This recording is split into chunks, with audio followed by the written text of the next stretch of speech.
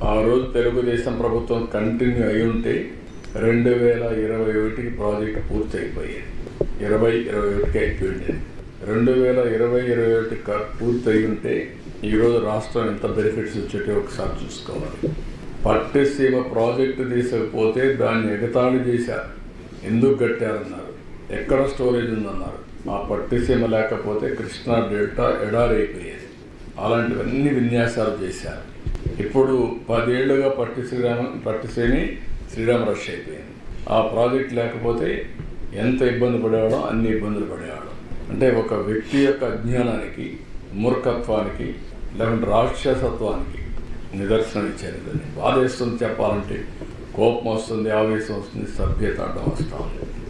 మామూలుగా కాదు. నాకు తెలిసి ఈ ప్రాజెక్ట్ కోసం ఎంత కష్టపడ్డానని. పండగ పూట నేను పోతూ అమెరికాకు పోవాలంటే నేను నాగపూర్కి వెళ్ళాను. మినిస్టర్ దగ్గరికి వెళ్ళి ఇక్కడ నమూనా కూడా పెడితే అవన్నీ ఇక్కడ పాట్నా అనుకుంటా, ఇది పూణే నాగపూర్లో మంత్రి దగ్గరికి పోయాను. పూణేలో నమూనా పెడితే నమూనాను చూసి అవన్నీ కూడా ఎట్లా చేయాలని అవన్నీ ఆలోచించుకో మళ్ళా వచ్చాను. ఒకసారి అరుణ్ జైట్లీ ఉండేవాడు.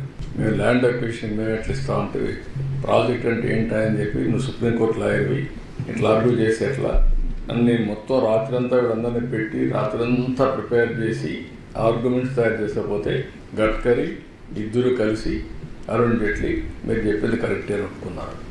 అంటే ఎంత పట్టుదలగా ఆ ప్రాజెక్ట్ని తీసుకొచ్చామంటే ఆ రోజు దాన్ని కూడా ఎగతాళి చేశారు. నేను ప్రధానమంత్రికి ఇచ్చినప్పుడు ప్రధానమంత్రి నీతి ఆయోగ్కి రెఫర్ చేశారు. వాళ్ళకి రెఫర్ చేసినప్పుడు ఇది కేంద్ర ప్రభుత్వంలో ఉండే ప్రాజెక్టులన్నీ 20 ఏళ్ళు 30 ఏళ్ళు ఏ ప్రాజెక్టు పూర్తి కాలేదు. ఇది రాష్ట్ర ప్రభుత్వానికి ఇస్తే వాళ్ళకి అవసరం కాబట్టి, డెడికేటెడ్ టు ఆంధ్రప్రదేశ్ కాబట్టి వాళ్ళు వార్ ఫుటింగ్ మీద చేస్తారు, శ్రద్ధ పెడతారు, మీరు వాళ్ళకి ఇస్తే బెటర్ అని రికమెండ్ చేశారు.